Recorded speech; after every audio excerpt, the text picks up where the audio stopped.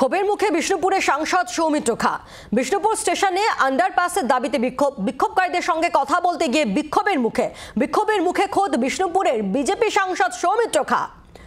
ক্ষোভের মুখে বিষ্ণুপুরের সাংসদ সৌমিত্র খা। বিষ্ণুপুর স্টেশনে আন্ডারপাসের দাবিতে বিক্ষোভকারীদের সঙ্গে কথা বলতে গিয়ে বিক্ষোভের মুখে বিষ্ণুপুরের সাংসদ সৌমিত্র খা।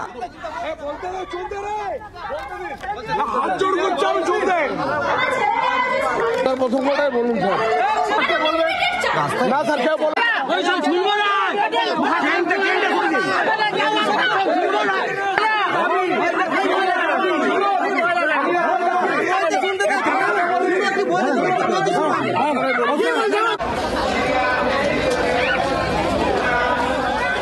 ট্রেলেরও ভুল, এটা রাজ্য সরকারের ভুল। বাস্তব কথা বলতে কেন হবে না, এটা খুব অনৈতিক, খুব বাজে হয়েছে। এটা আন্ডারপাসটা খুব দরকার এবং আমি আজকেও স্টেশন ম্যানেজারকে আমি ডিআরএম কে চিঠি দিচ্ছি এবং দিয়েছি 24 তারিখে আবার দিচ্ছি। আর গ্রামবাসীরাও, আমার ছোট ছোট বোনেরা আছে, ছোট বোনেরা যাতে স্কুলে ভালো করে পৌঁছাতে পারে, সুরক্ষিত পৌঁছাতে পারে তার ব্যবস্থা করবো।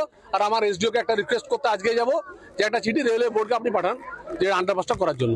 আমি এখানে কোনো রাজনৈতিক দলের কাউকে মনেই করি না, কারণ আমার কাছে পুরাতন দলও তো বন্ধু আর নিচের ক্রোয়াচারও বন্ধু। আমি কাছে সবাই এখানে গ্রামবাসী।